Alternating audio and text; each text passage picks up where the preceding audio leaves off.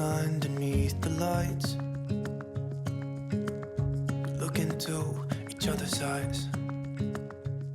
So welcome back. It's wonderful weather here. So now I'm actually going to be installing my doorbell.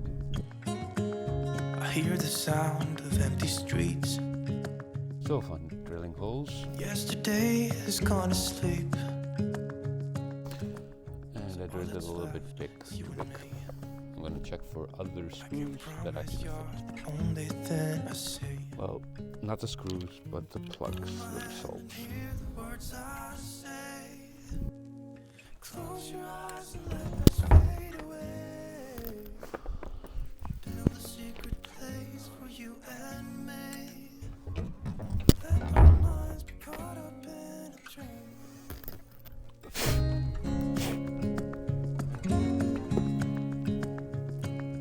It is going so well.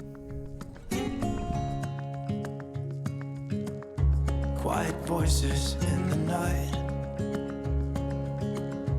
Time is running out of sight. A lonely wind is passing by. And works perfectly. So just like you saw, I was putting up a video doorbell, but yeah, that's probably the most overkill that is ever needed in this small idyllic place in Iceland. There's what, 150 people here. Crime is virtually non-existent, and yeah, I just put up a video doorbell. To my defense, I had it before. I had it whilst I bought it when I was living in Reykjavik, and I had it on my old place, but since I needed a doorbell here, why not reuse it? But yeah, it's definitely overkill. But in this video, I was thinking about changing it up a little bit more and adding more about the town that I live in, because people have been wanting to know a little bit more about the town I live in, but I couldn't bring myself to do just one large video about the town. I think that wouldn't be fun for me and maybe not for you, so I think I'll just do it in segments. So this segment will be focused on basically just the pool, because I had already been talking about the pool and I had shown some pictures from it, but the opportunity presented itself when a friend of mine asked me to record him whilst he was swimming so he could see what he was doing wrong and what he needed to correct and so on, just so he could get better at swimming. And I was all up for it, so I was able to bring my camera with me. So we start just with the walk from my house, a little bit better than last, just to show you how it is and where I meet up with Uri on our way to the pool. Open up my eyes. If you're gone, I'll take it as a sign.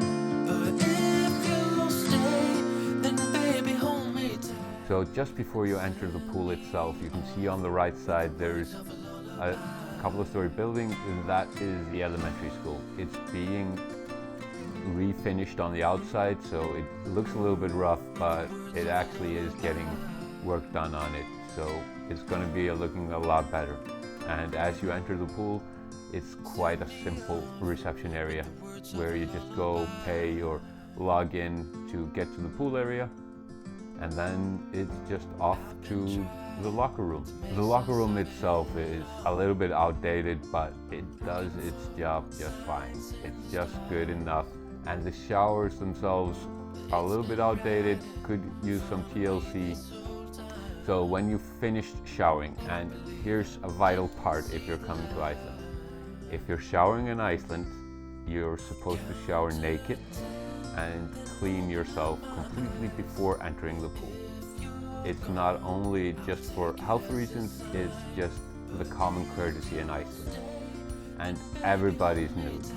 No matter if you're 0, just born, or you're 95, everybody in between is naked whilst doing the shower in their gender-specific area, and that's how it's done. You can, of course, get, if you're scared of being naked, you can in some places get your own booth to swap in and out and take a shower, but who cares?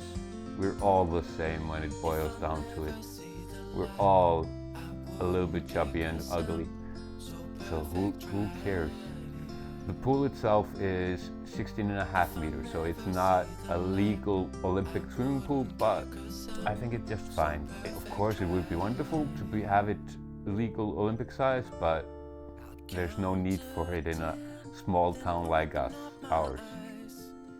But it works just fine.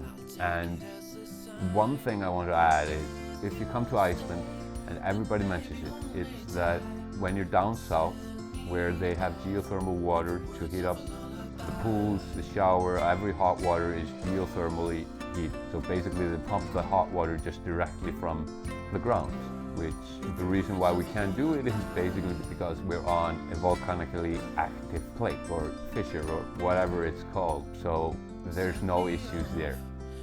But the water, because it's geothermal, it smells like rotten eggs because there's sulfur in it. There's nothing wrong with the water and you get used to the smell quite fast. But here up in the west, because we don't have any geothermal, everything is heated. So there's no smell in our water. It's just cold water that is heated up to the correct heat. One fault that is here in our little pool is that they're still working on the heating elements and so on, because the tank itself that heats the water and holds the water isn't big enough to be supplying hot water constantly. So sometimes when you're taking a shower, you can actually finish the hot water. So it will be, suddenly cold, but it wakes you up. It definitely wakes you up. So after you've seen the pool, there's a jacuzzi just off to the side where you can have basically a water massage with the jet streams there, and it's quite nice. But my favorite is definitely the outside hot tubs. There are two of them.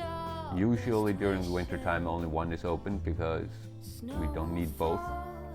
The outside hot tub is fantastic because you can stay in the warmth of the water, but at the same time you get the cold. So there's a difference there, which is what I love, being outside and maybe minus 5-10 degrees heat, but down under it's 38 to 41 degrees Celsius. So it's an awesome thing, and it's kind of funny when your hair actually freezes sometimes, but it's not bad, and it's actually one of the things I love, just jumping between the hot and cold.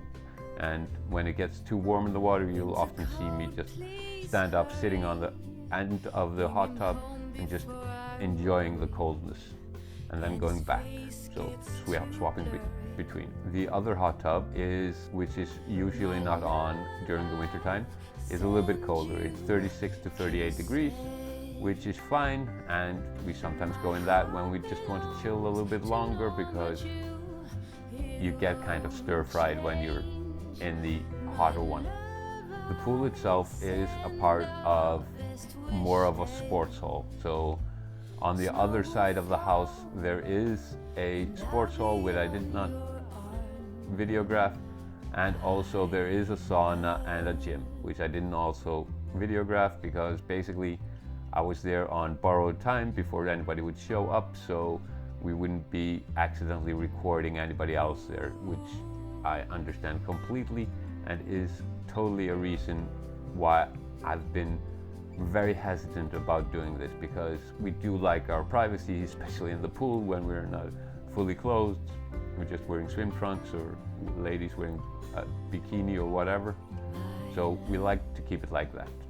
One interesting thing about the Icelandic swimming pool is there's almost one, I think there's one in every town in the entire country. So if you ever come visit, you can go for a new pool almost every day the length of your stay, unless you're moving permanently. So this was my first part video about the town of Flateyri, and I'm going to be doing a couple of more of these and I'll just add the stuff on. And if you like this stuff, just please hit the subscribe button, and I'll see you in the next one. See ya.